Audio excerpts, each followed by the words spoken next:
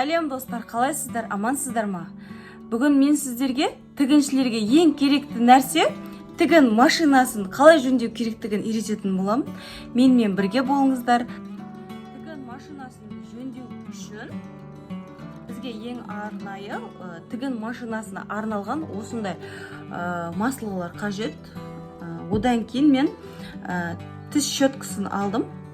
Біз негізі әртүрлі билюрлармен жұмыс жасаймыз. Ол билюрлардың түктері болады. Түктері қырқылған сайын, тігілген сайын ұшады. Біздің қолымыз жетпейтін жерлерін осы тіс щеткасы арқылы тартып жинап аламыз. Ол түк біздің тігін машинамыздың дұрыс жасамауына кедергі жасайды. Сондықтан міндетті түрде щеткамен тазалағандарыңыз дұрыс. Одан кейін бізге кішкентай отвертка қажет болады. Басы осындай кішкентай болуы қажет. Өйткені тігін машинамыздың бұрайтын бұрандаларының да басы осындай кішкентай болады. Одан кейін бізге мата қажет болады. Мата любой түрлі мата жарай береді. Менде осындай Janome тігін машинасы пайдаланып жүргеніме 2,5 жылдай болып қалды. Ең алдымен үстіңгі жағын ашып тазалап аламыз. Мен сіздерге көрсету мақсатында мен тігін машинасын тазаламаған едім.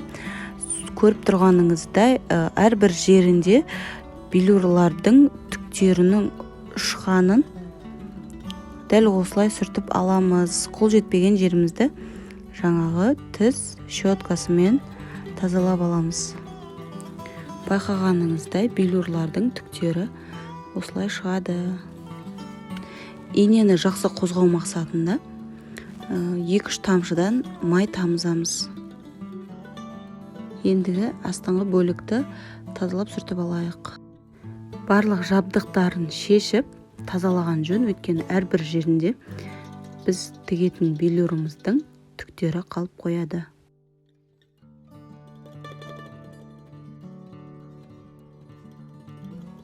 Көріп тұрғандарыңыздай тігін машинамыздың астыңғы бөлі әбден түкке толған, сондықтан тіс щеткасымен тазалап аламыз. Әрі қарай видеодан көргеніңіздей тазалаңыздар.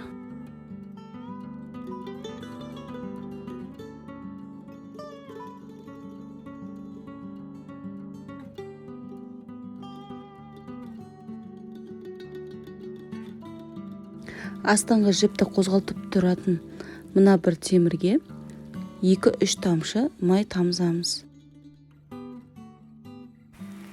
Тазалап болдық.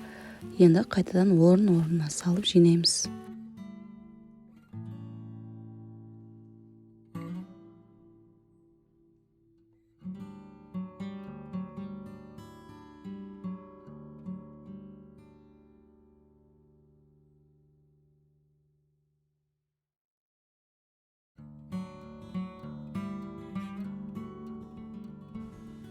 Мына бір жерге де май тамызып кетеміз, өйткені бұл жерде үлкен мотор орналасқан.